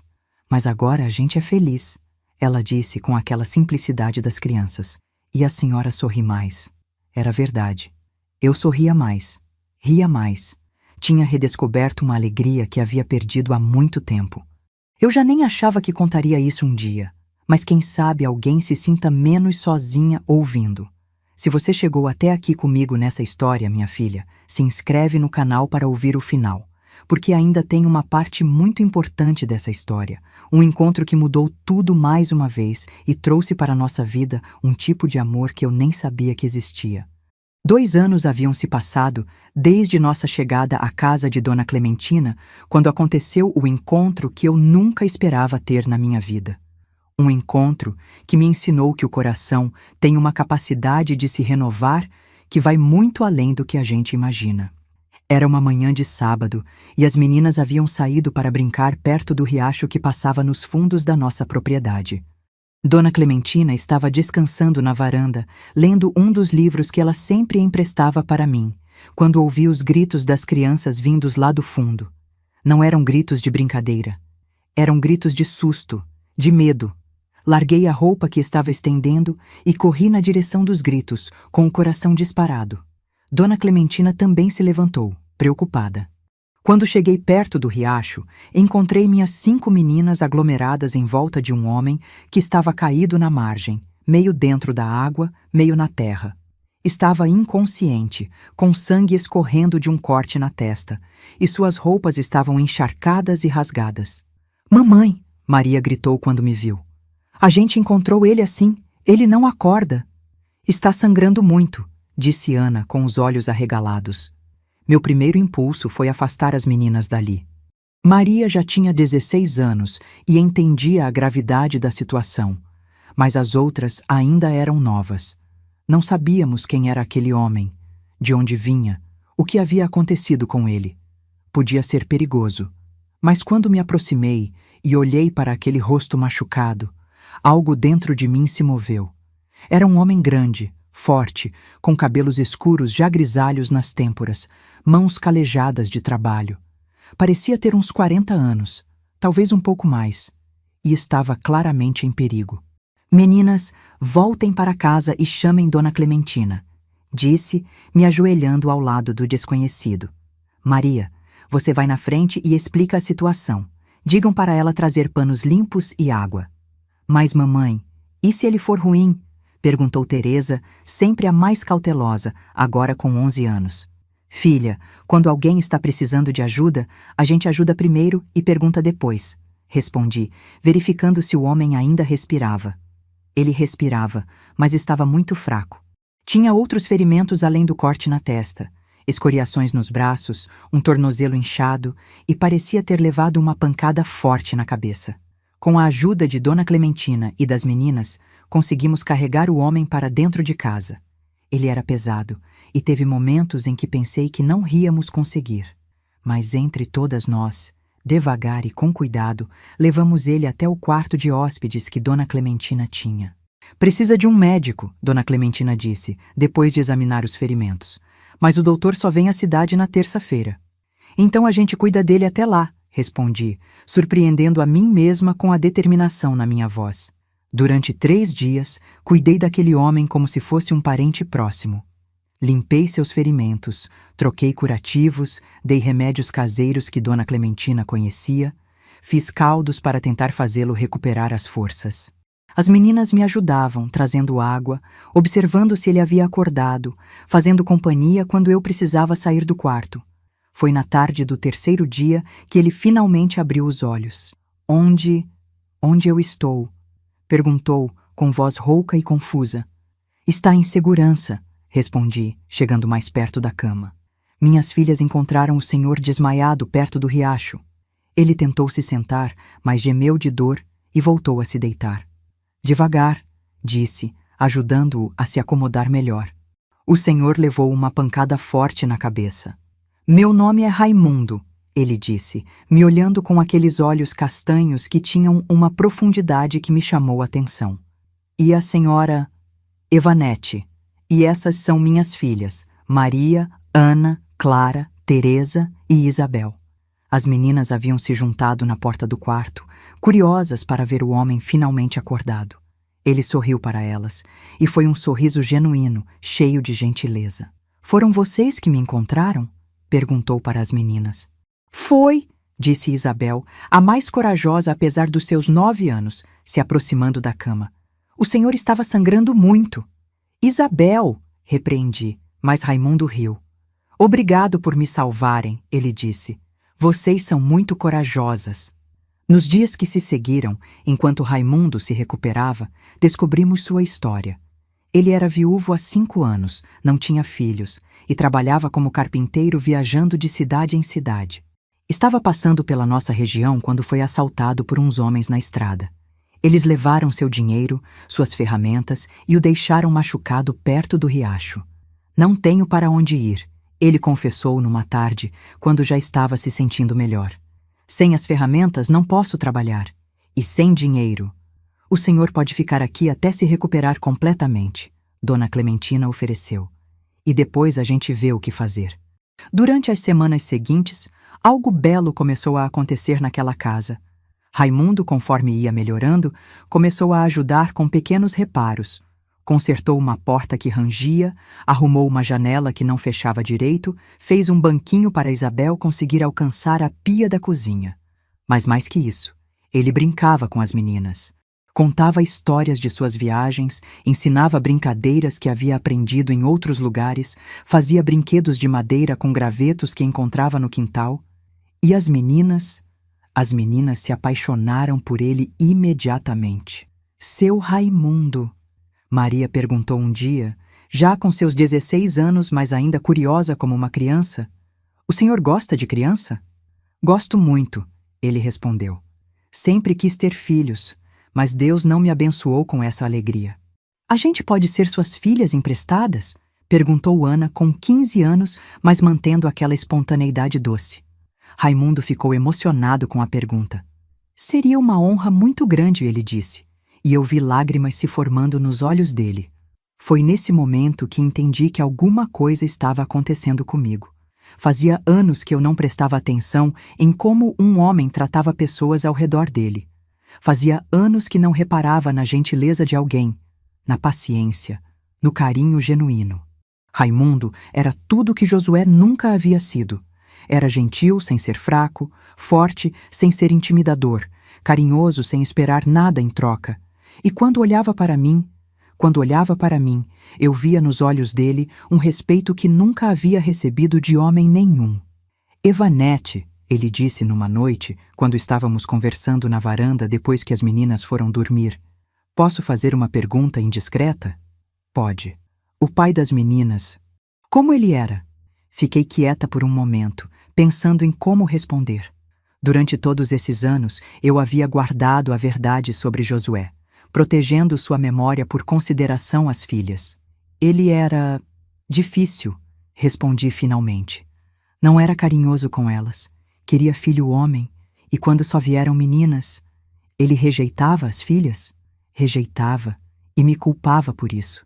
Raimundo balançou a cabeça, visivelmente incomodado. Que homem rejeita as próprias filhas? Meninas tão lindas, tão bem criadas. O senhor realmente gosta delas? Perguntei, ainda insegura. Evanete, ele disse, me olhando diretamente nos olhos. Essas meninas me devolveram uma alegria que eu pensei que tinha perdido para sempre. E você? Ele parou, como se não soubesse se devia continuar. E eu o quê? Você me mostrou que ainda existe bondade no mundo. Que ainda existem pessoas capazes de cuidar de um estranho ferido sem esperar nada em troca.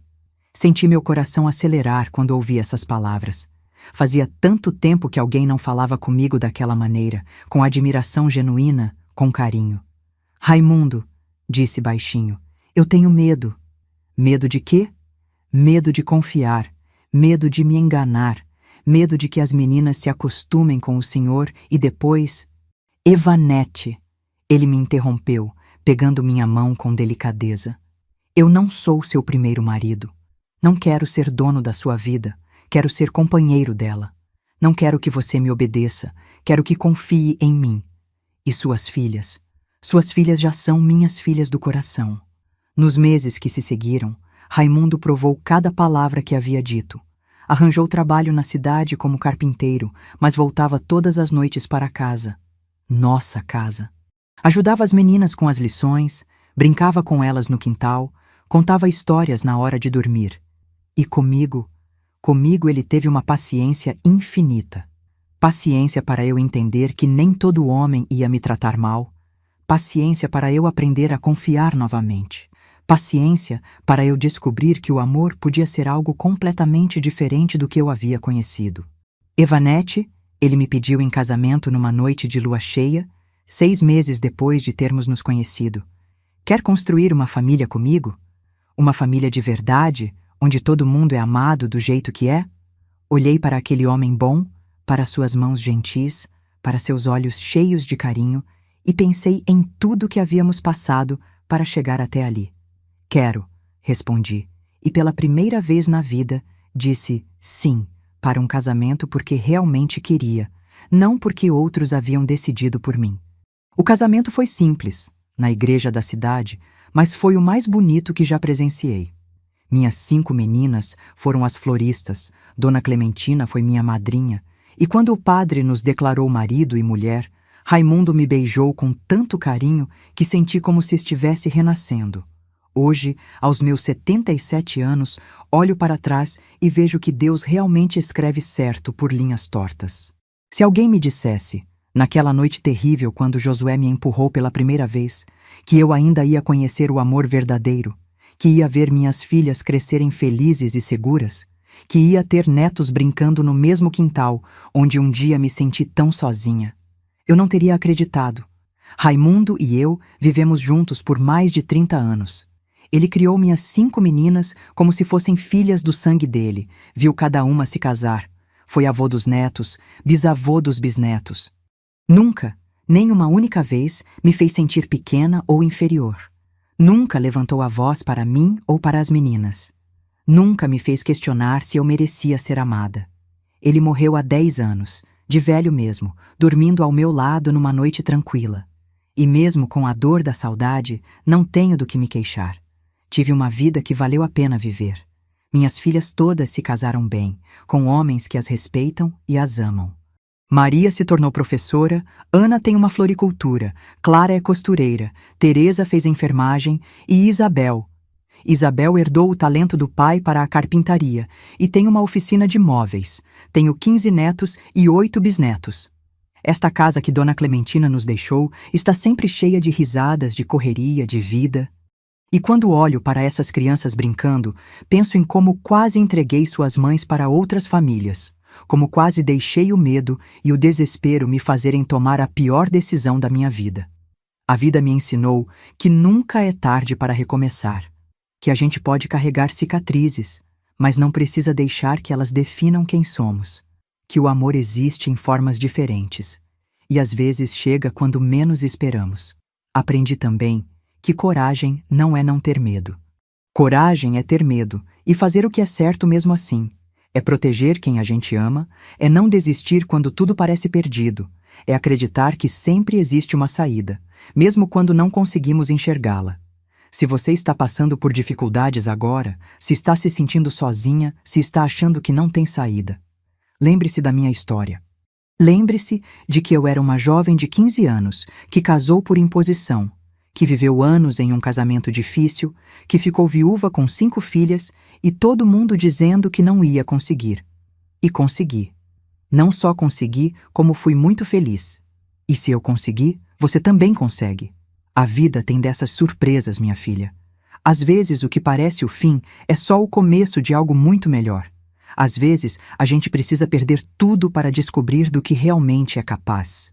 Às vezes Deus coloca pessoas no nosso caminho quando mais precisamos, como Raimundo apareceu na beira daquele riacho, machucado e precisando de cuidado, sem saber que ele estava trazendo para a nossa vida um amor que ia curar todas as feridas.